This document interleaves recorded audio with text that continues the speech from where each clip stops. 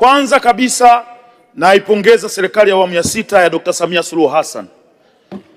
Moja, kwa kutupa nafasi vijana.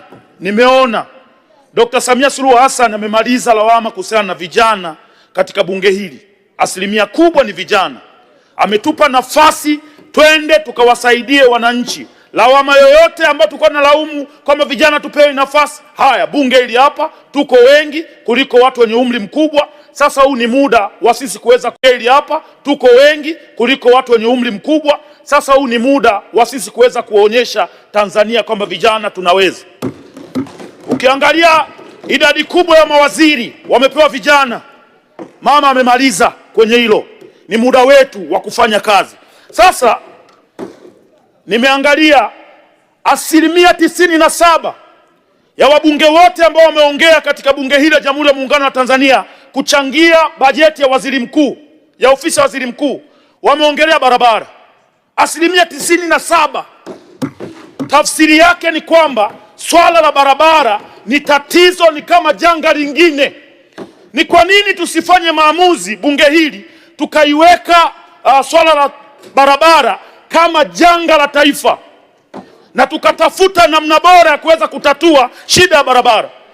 Mheshimiwa Mwenyekiti, ukimpelekea mkulima mbolea shambani alafu usipompa barabara ya kufikisha hayo mazao ambayo anayatoa shambani kuyaleta mjini, ni sawasawa na kazi bure. Ukijenga hospitali ya wilaya usipowapa wagonjwa njia ambayo watapitishwa na hiyo ambulance kwenda hospitali, hiyo ni sawasawa na kazi bure. Jimbo la Kigoma mjini, hospitali ya wilaya ilipojengwa, hakuna barabara ya kuwafikisha watu pale, ni mashimo, mabonde na kuinama. Tafsiri yake ni nini? Utampeleka mzazi kwenda kujifungua, wakati unampeleka unampiga kwenye mashimo, afike kwanza atengenezwe kwanza nyonga iliyovunja kwenye mashimo. Haiwezekani. Lazima tufanye maamuzi. Vijana tuko humu ndani, tuwafanye maamuzi kuhusiana na swala la barabara. Na nataka nimwambie ukweli Mheshimiwa Waziri Mkuu, swala la TARURA kuna mtego huo wanatuingiza, mkenge.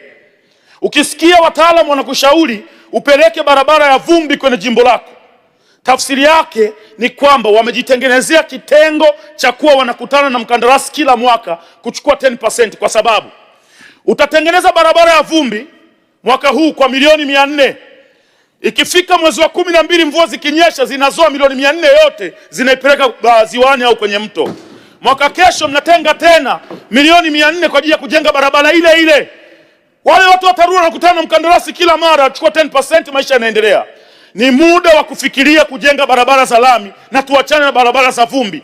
Na mmerahisisha lugha kuita barabara za vumbi. Mzee, ni barabara za vumbi wakati wa kiangazi. Ikifika wakati wa masika ni barabara za tope. Nadhani tuzibadilishe jina, tuziite barabara za tope.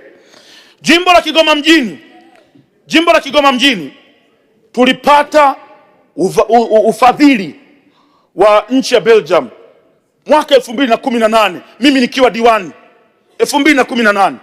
Belgium walikubali kutujengea kilomita 42 za barabara za pavement blocks ambazo zingeenda kufuta shida yote ya barabara katika jimbo la Kigoma mjini. Lakini mpaka leo hakuna kinachoendelea, na mkandarasi alikuwepo, upembuzi yakinifu ushafanywa na kila kitu. Juzi nilienda kwa Shemdoe kwake, nyumbani kwake, sikumkuta. Nilienda kwake sikumkuta.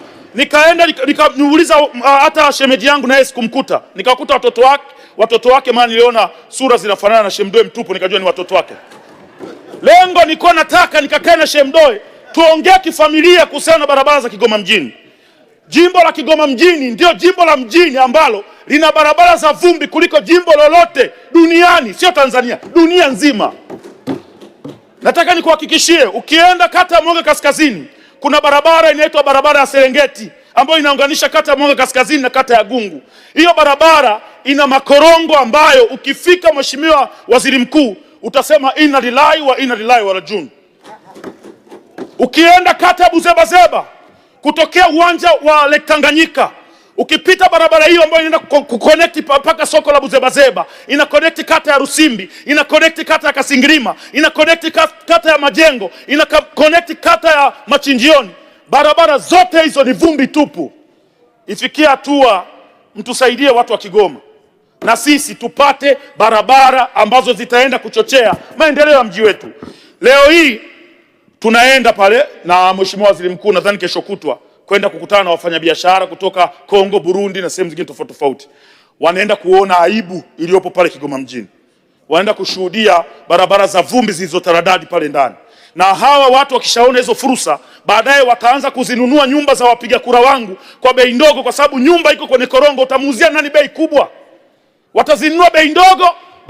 Tukija kujenga barabara, wananchi wetu watakuwa walipoteza opportunity. Huu ni muda, wameniamini kibarabara, mtoto wao. Nimekuja kuwaombea barabara kwa ajili ya jimbo la Kigoma mjini, katika bunge hili la Jamhuri ya Muungano wa Tanzania. Tusaidieni barabara, tupeni barabara. Na kama tukifanya maamuzi ya pamoja, wabunge wote, na waambieni ukweli, mama alivyokuja kuhutubia hapa, Dr. Samia Suluhu Hassan, rais wetu, alivyokuja kuhutubia hapa bunge, alivyotaja tu barabara, bunge zima likapiga makofi, akajua hapa kuna tatizo, na ndio maana ameongeza hela kwenye upande wa barabara. Lakini bado, Mheshimiwa Mwenyekiti, tunaomba sana tusaidie watu wa Kigoma tuweze kupata barabara. Hiyo ni tabu kubwa.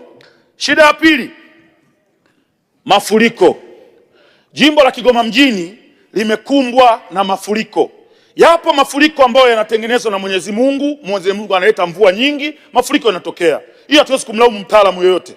Lakini yapo mafuriko ambayo yanasababishwa na uzembe wetu sisi ambao ni viongozi tuliopewa nafasi ya kuongoza wale wananchi. Kwa mfano, sehemu ambapo maji yangepata mtaro yangeenda ziwani moja kwa moja, haujajenga mtaro. Tafsiri yake maji yanachagua sehemu ya kupita, aidha achague sebuleni au chumbani, kisha apitilize endelea shughuli zake. Kwa kuna makosa mengine, hata mimi kwenda kuwapa watu pole naona aibu. Huwezi kwenda kuwapa watu pole sehemu ambapo ungejenga mtaro mkubwa, maji yasingeleta mafuriko kwenye nyumba za watu. Siwezi kwenda, na nikimwona waziri anakwenda aende yeye, wakamzomee mwenyewe. Mimi siwezi kwenda. Mimi ninachotaka kwenda niende na Shemdoe, twende tukazindue mitaro, tukazindue barabara. Hapo tutashirikiana kwa pamoja. Namuomba sana Mheshimiwa Waziri Mkuu atusaidie watu wa Kigoma tuweze kupata barabara, lakini pia swala la mafuriko ya bwawa la Katubuka. Kuna bwawa linaitwa Katubuka. Hili bwawa liko miaka yote tangu tumezaliwa, halikuwahi kufurumia kiasi kile. Lakini wataalamu wetu walitengeneza mitaro, wakaelekeza maji yote ya mji kwenye hilo bwawa. Sasa hivi limebadilika, limekuwa ni bwawa ambalo linaleta mafuriko kwenye mji wetu wa Kigoma. Sasa kuna mtu alikuja kutudanganya, sijui alisema ni uongo au ni ukweli, akasema Dr. Samia Suluhu Hassan ameelekeza bilioni 4 kwa ajili ya kwenda kutengeneza mtaro wa kuyatoa maji pale Katubuka. Na tukamwona mkandarasi anaanza kazi, na mimi nikaenda kuitisha mkutano, nikasema mnaoiona kazi ya mama.